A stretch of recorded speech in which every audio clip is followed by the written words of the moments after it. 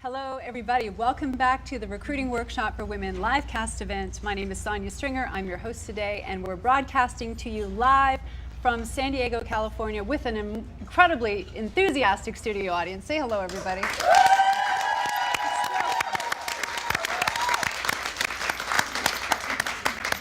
We just fed everybody, so they're very happy. And have you been having fun? It's been a great day. It's been amazing. You've been incredible. Thank you. Thank you. And if you're just joining us, we're about to start into a new session. This is session number 4 of the day, and the title of this is Sacred Commerce, the Return of the Feminine in Business, and how this is changing everything. And with me are 2 very special guests, dear friends and special guests. They probably need no introduction, but let me quickly introduce them to you. With me here is Dr. Josephine Gross, who is the co-founder of Networking Times. She's also served as editor-in-chief and dean of faculty with Networking University, which is supported by Networking Times. It's a fabulous online university that offers all kinds of programs that help network marketing and direct selling professionals develop the skills that they need to be successful. She's originally from Belgium and speaks many languages fluently. You put me to shame. She actually has a PhD in languages from Stanford University. She's a total smarty pants, this girl. And as I mentioned before, why I wanted to include both of you in this day is you both have such a unique perspective on this profession. As publishers of Networking Times, you've featured leaders from many different companies all over the world. You get to travel and speak for all kinds of organizations and have seen close up and personal how network marketing and direct sales is truly transforming lives internationally. And with Josephine is her husband, Chris, who is the CEO and co-founder of Gabriel Media Group. He's the original publisher of Networking Times and also helps to run the university. And you've also been a driving force with ANMP. I just want to acknowledge that. The Association of Network Marketing Professionals. Chris has poured an enormous amount of time and energy behind that group. So thank you for that. And everyone, please give them a warm welcome to the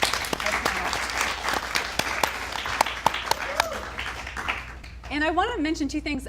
For those of you watching at home, there's an ebook that Josephine published. We're going to talk just briefly about some topics related to that today, but she's generously set it up so you can actually download a copy of that. If you look on your screen, there should be a button for that, or they will supply that link to you on the chat roll. So do yourself a favor and go get yourself a copy of that book. And then we also have here one of your recent editions of Networking Times, which is actually featuring this topic. We're going to talk about sacred commerce. So just to tee this up, obviously, there's a lot going on for women these days. We've seen women step into all kinds of leadership positions in the corporate world and particularly in the business world. And although network marketing and direct sales has always been driven by women, I think 80% of the field is generally represented by women. There's still somewhat of a misconception, I believe, about how effective women can be in business. And do women need to turn themselves into men? Do we need to develop more masculine qualities or traits in order to be successful? That certainly hasn't been my experience. I don't think that's your experience either. But the topic we want to talk about today is really around that, how femininity not only can do well in a business, in the marketplace, those feminine qualities, but how important they truly are to a company and even to the world at large. So can we talk a little bit about this idea of sacred commerce? Because when you introduced that as a topic to me, just the idea of it resonated deeply. And I'd love if you could both share just a little bit about what does sacred commerce really mean? It sounds to me like it has a real sense of purpose to it, that anyone who's conducting themselves and doing sacred commerce is actually involved in a business that has a real sense of purpose from a spiritual level. So yeah, would you share a little bit about that? We all know that people buy not what you do, but why you do it. Yes. And this became a very important question to me when I turned 50. When 50 is kind of this halfway point, and you ask yourself, do I really want to commit to keep doing what I'm doing? So the answer to the question became very clear to me when I came across this concept of sacred commerce. And it all starts in the advanced cultures of ancient Egypt, where people really understood the sacred function that commerce plays. The function of commerce is to bring peace and prosperity to communities and to nations. Now we have to remember that these were societies riddled with violence and conflict. And so they had the highest order of priests was called the merchant priests and priestesses.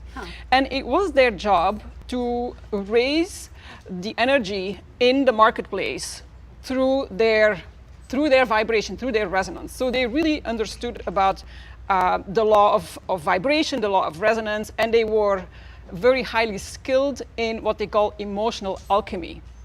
So emotional intelligence was a very important part of what they did. And so they used commerce to make the world better, first of all, for their own personal development. It started with themselves, with their inner commerce. And then once they had that vibration set, then they went out into the marketplace and influenced commerce in that way. And so sacred commerce it was done as not to make money, first and foremost, but as a spiritual path. So using business to live your purpose, share your gifts, and make the world a better place. So the emotional intelligence, the emotional part was very important because that sets the vibration. And gradually, so they were the protectors of the feminine energy and also of democracy.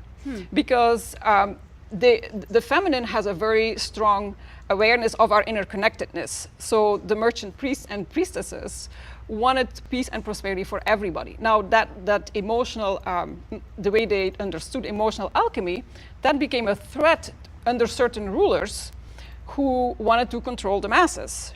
So gradually they supported the merchant priests and priestesses less and less, and gradually the sacred and the feminine was ripped out of commerce. So it became the kind of commerce we've seen that is greed and corruption based. Okay, that's from being disconnected from the feminine. So sacred commerce, okay, so after the feminine disappeared, we came up with social entrepreneurship, social commerce, which is based on the 3 Ps: people, planet, profit. So we understood we can, we have to take care of people first, then of our planet, and then only in third place the profit. Well, sacred commerce adds a 4th P, which is the P of purpose. So the essence of sacred commerce is to use our business to live our purpose, to share our gifts, and to raise the energy in the entire world. Wow, so it sounds like from the very start, I mean, at least in previous generations or olden times, the focus of business was much more sacred and much more community-oriented or service-oriented, and then over time it started to shift into something that was much more self-focused, I suppose, in a way. And you talked about personal development and education, and I know you're such a fan of that as well. Would you share a little bit of just, in terms of what you've done with Networking Times, the importance of education in this field, and maybe even how it relates to women and how they're developing in this business? Okay, well, when I look at education, I ask myself 4 questions. First question I ask you is, well, what is this going to do for the people? Yeah. And then why is it going to do something for the people? And then what changes are coming in education? And then finally, how can we use those changes to help more people? Everyone knows that when you look at what people say and you listen to them, it's a good idea, but make sure you watch what they do. So in the United States, for instance, about education, people are talking about education, and I'm listening to them, and I'm watching, and I see where they put education on the hierarchy of priorities. And it's right up there behind the essentials, the food, shelter, and clothing. And then, well, there's Survivor, America's Idol, Dancing with the Stars, football, basketball, baseball, the season, and also the playoffs. And then in the other seasons, there's tennis and golf. And then we got, NASCAR, and what else is there? Online poker tournaments. And then education slots right in there. So it's really, well, Not as high on the priority scale as obviously other diversions that are getting people's attention. Now, if you go into developing economies, Yes. you see a totally different situation. The stories are legendary about the Asian community and perhaps the Indian community and the way they approach formal education. And when the developing economies find entrepreneurial education on this informal basis, they feel like they hit the lottery. It's a stark contrast from what we have in the U.S. area.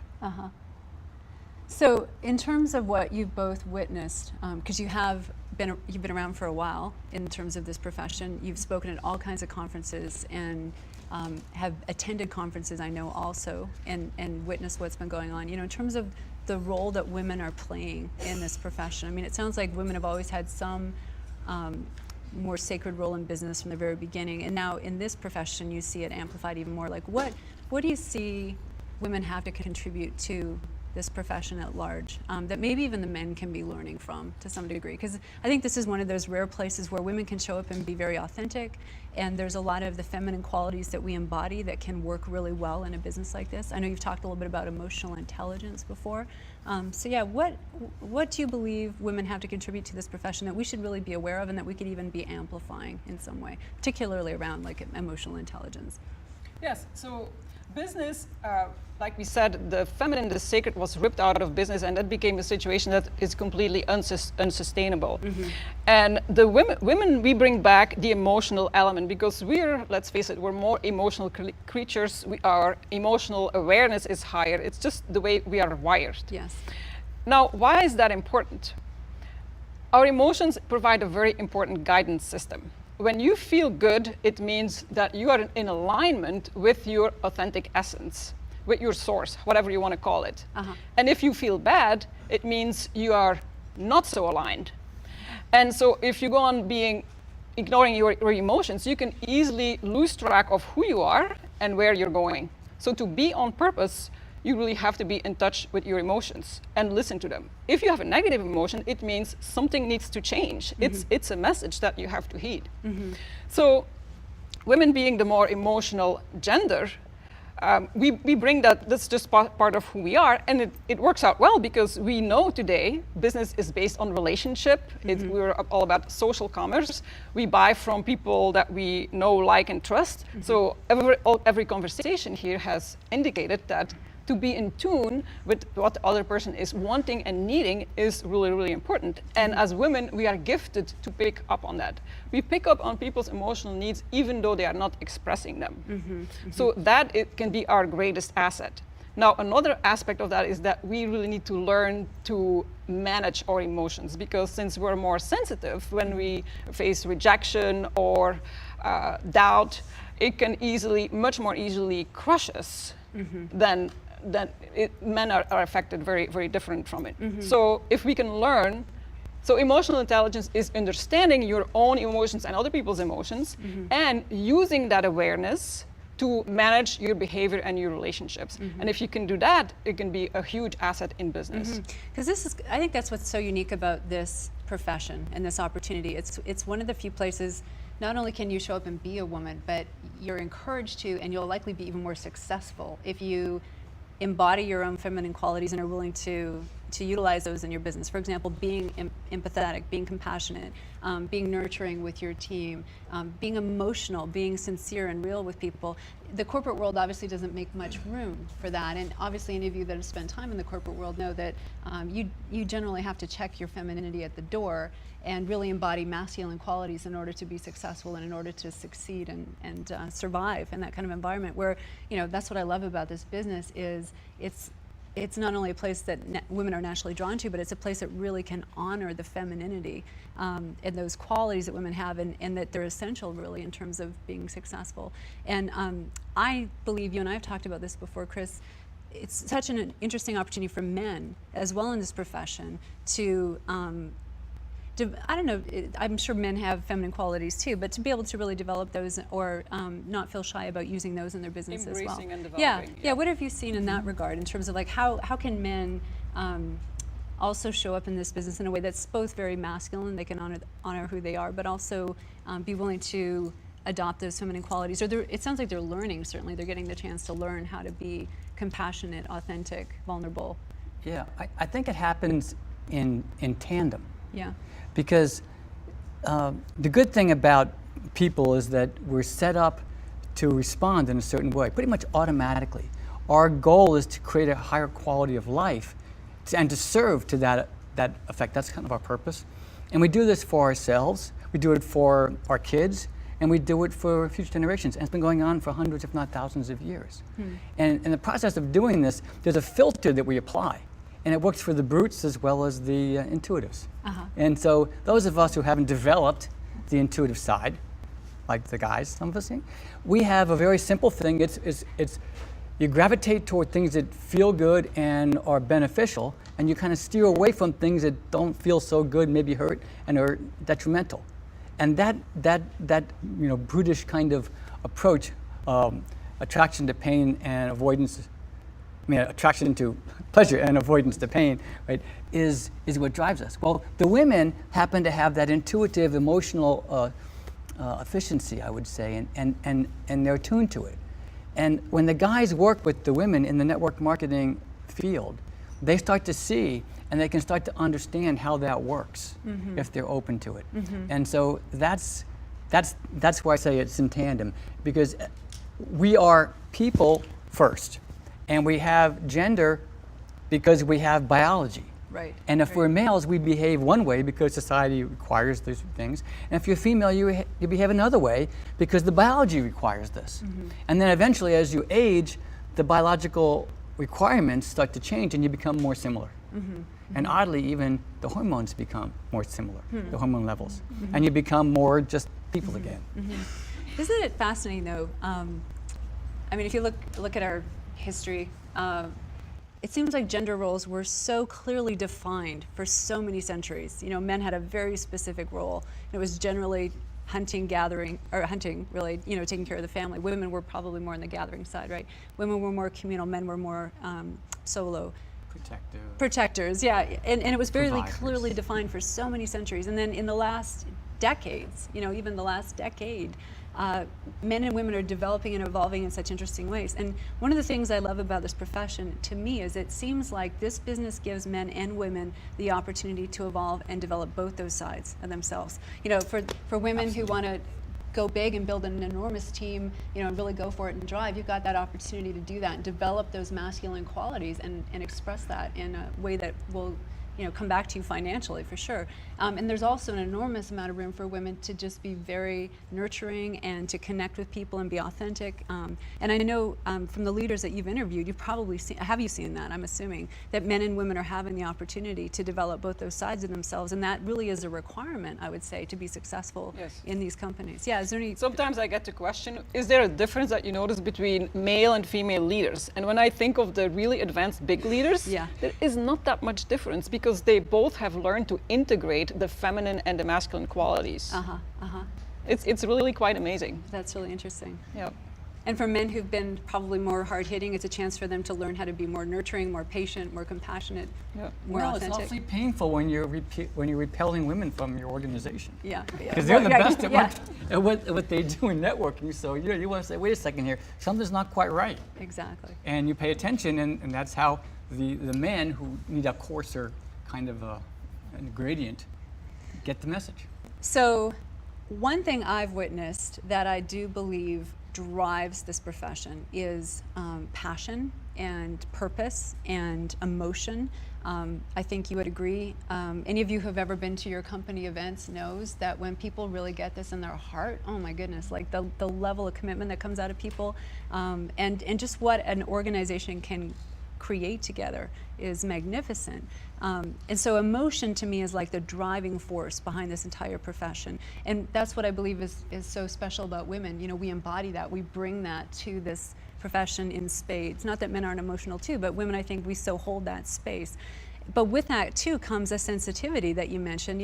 It's a lot tougher to deal with rejection, I think, when you wear your heart on your sleeve. When you're out connecting with people and you're really that open and emotional to begin with, this business and the setbacks that come with it can be really tough. So how can women deal with that? You mentioned something about emotional intelligence. How do women navigate between truly honoring their feminine side and coming from that heart-centered space without being crushed really by some of the setbacks that can come when building a business? I think you mentioned you had some tools or some things that you come across that had helped with that.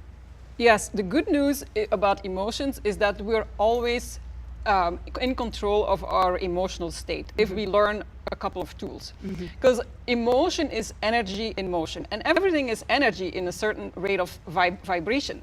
So what happens in your mind when you think of something, your brain cells create a certain vibration, then sets a vibration in your body, and that is, we talked about it, and I remember Kimmy sitting here, you mentioned it with her, your state, your emotional state, your state, vibrational state is really just as important as the things you're saying and doing.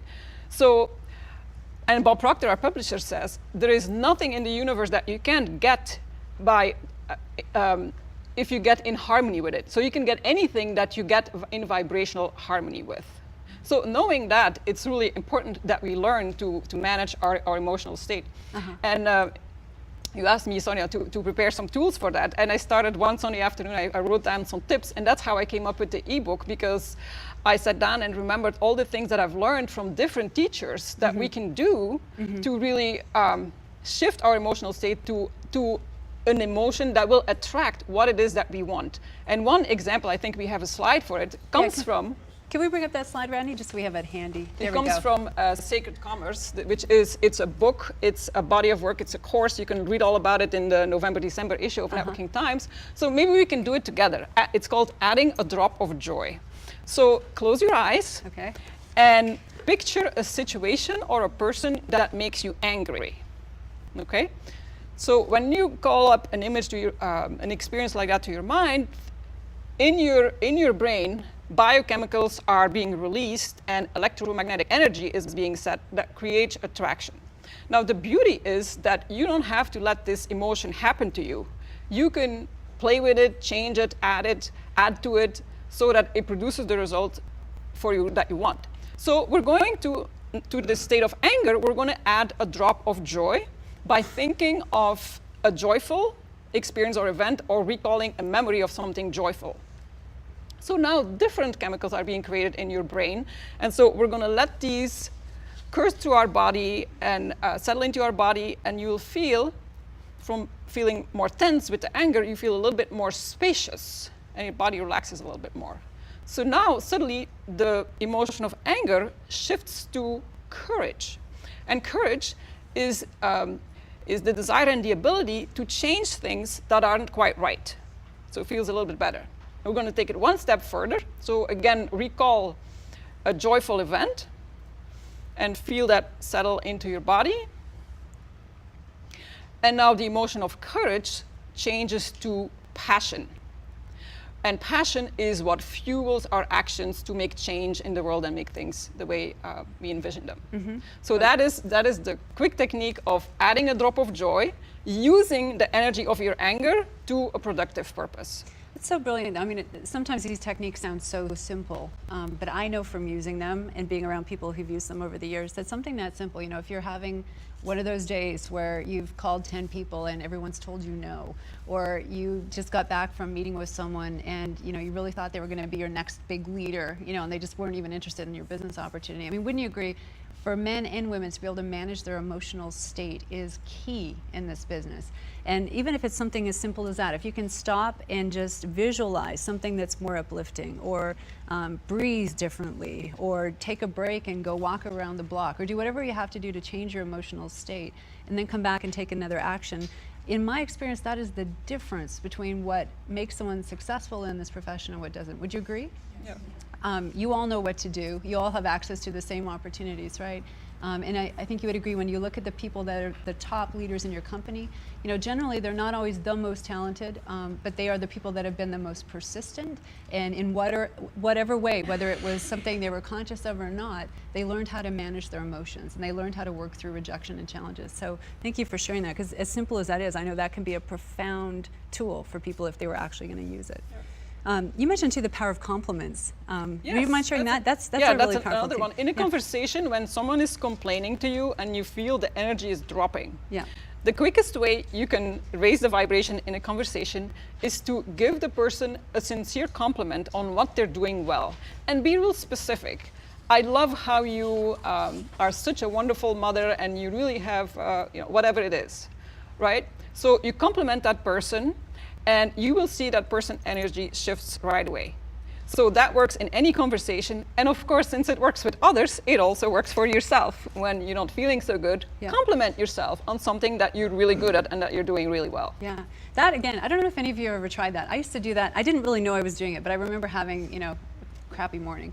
And I would stop and compliment the barista, Yeah. when I was ordering a coffee. And I noticed that just by sharing something positive with someone else, how much it changed my own emotional state in that moment. So again, a simple tool, if you're having an off day and you need to get yourself back into a resourceful place, call someone and acknowledge them. Call someone on your team, reach out to a friend, send a message through Facebook. Just do something that, creates some sense of positivity in your body.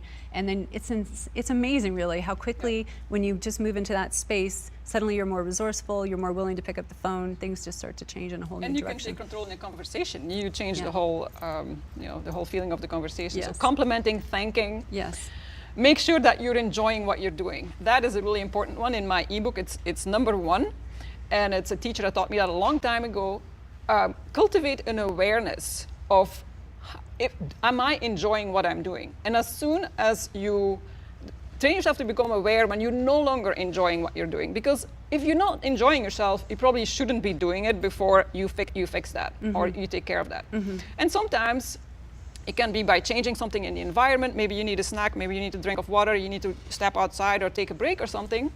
And sometimes it's internal. You need to change the story you're telling yourself about what you're doing. And I think this one is so important in network marketing, because if you are not enjoying what you're doing when you're talking to your prospect or presenting, no one else is going to enjoy it. So to love your work, to be enjoying it, that's the highest attractor that you can have in your business. Yes. And we can truly train ourselves to always be enjoying what we're doing. Now, sometimes we have to do things that are tedious, or, well, then you make a game out of it. Like, how many cups can I fit into the dishwasher? Or how many names can I type without making typos in a minute?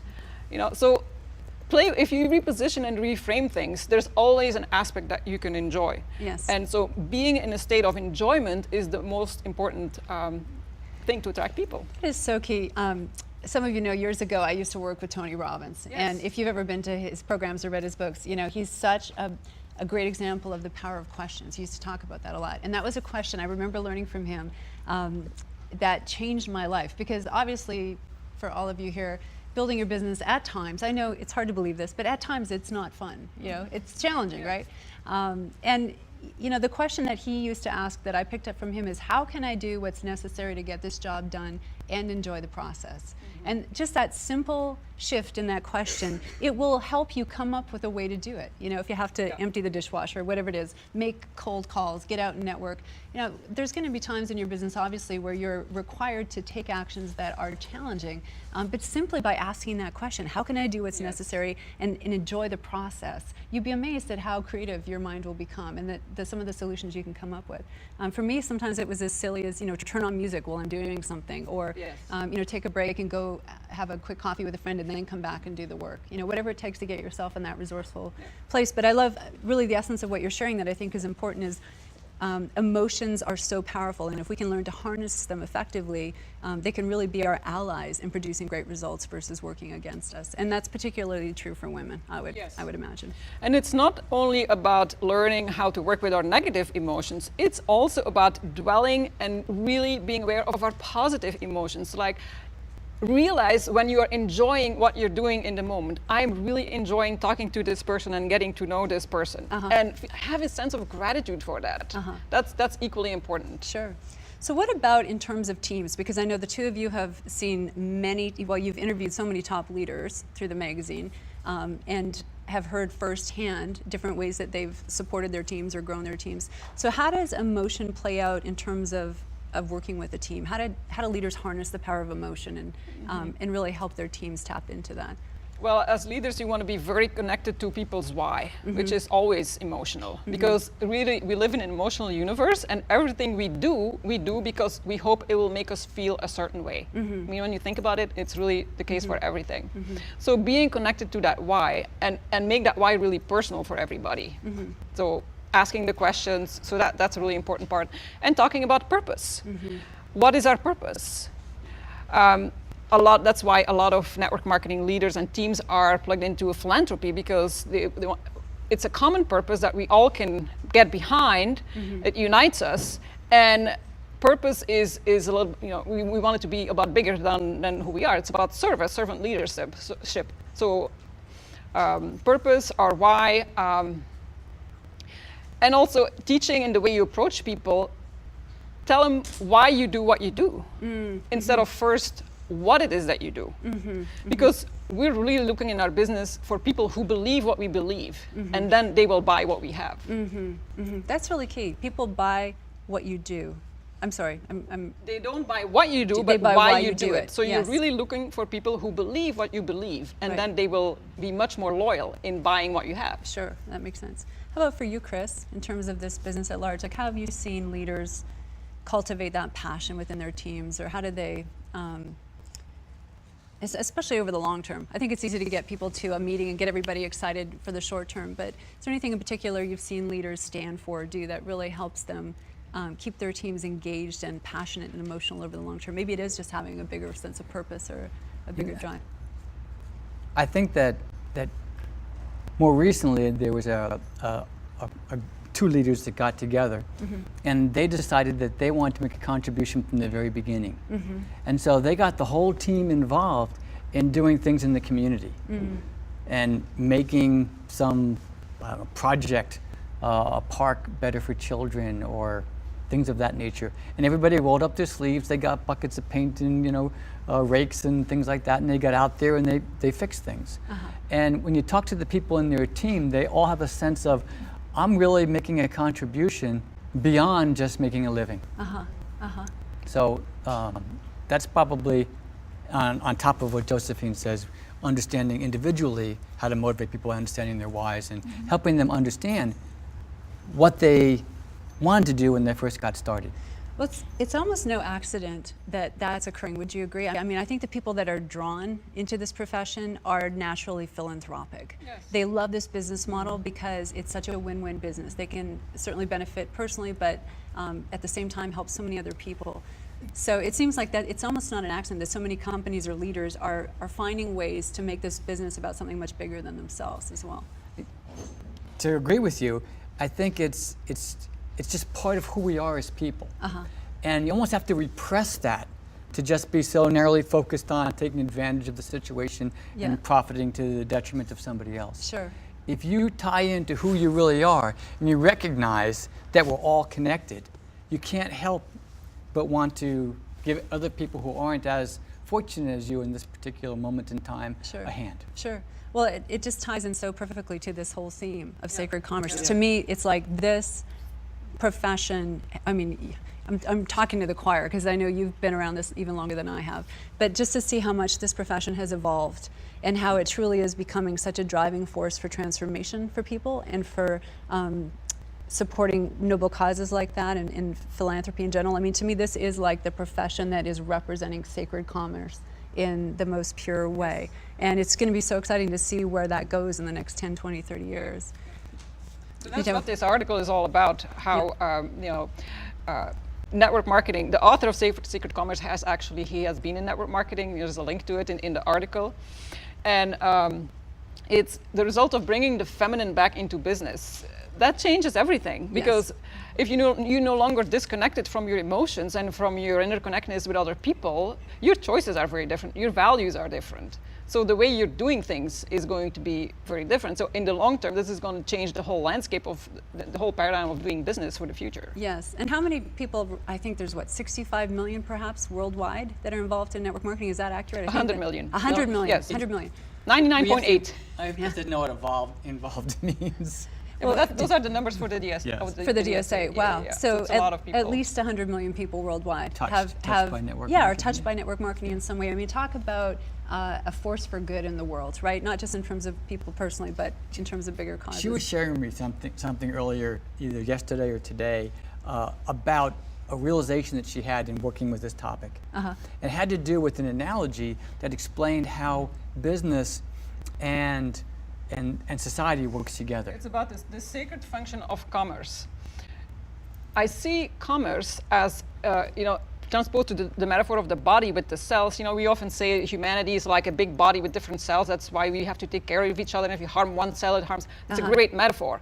Well, I believe that commerce is really transposed to the body is the blood circulation. It's how we carry gifts and the exchange of goods and services and function and it's really our interconnectedness on a very physical level. So it function and it's really our interconnectedness on a very physical level. So it is a very sacred function. Beautiful. Wow. So if somebody wants to get a copy of this, how can they do so? Networking Times. Well, there's different ways. You can buy single issues online. Okay. But when you become a subscriber, you have access to all the back issues. So you can read that story, share the story on your app, online, and you can, you can get the back issue as well. Fantastic. That's part of the subscription. Yes. How many of you are subscribers? I'm just curious. Oh, a lot of you. Fantastic. If you're not, do yourself a favor. Become a subscriber of Networking Times. Anyone watching from home, this is the must-read magazine of this profession. I wish we had more time to go through this in detail because you guys are just a wealth of information. But I just want to, on behalf of everyone here, thank you for the work that you're doing because you truly are a bright light. And I know that there's a lot of work that goes on behind the scenes to put this stuff together and everything you do. But you are bringing such a sense of purpose and purity and vision to this profession, and it's just, it's really sweet to know you and to be able to support you. I was going to say, when I read Sacred Commerce, I was thinking, Sonia is a merchant priestess. Richard Brooke, he's a merchant priest. Perfect. My husband, he's a merchant priest. It's been going on for years. But isn't it good to know what you're doing today has been going on for centuries, and now we're just really representing it. Well, thank you. I also recommend, if this topic resonates with you, get that book, Sacred Commerce. It's an excellent book. Fantastic. Thank you for that. And those of you watching from home, as we mentioned, Josephine has an ebook. You should either be able to click a link on the screen or our chat roll team will make sure you get that link in the chat roll. Definitely go download a copy. I'll make sure you guys all have that link too afterwards. Okay? 17 ways to raise your vibration no matter what's happening around you. So how to feel better in a few minutes or less. Perfect. So we just talked very quickly about a few ways to do that, but any of you that want some proven techniques on how to change your emotional state and get yourself back into a resourceful place, that is a great book. I had a chance to read it before and it's fantastic. All right, please give them a warm welcome. Thank you very much.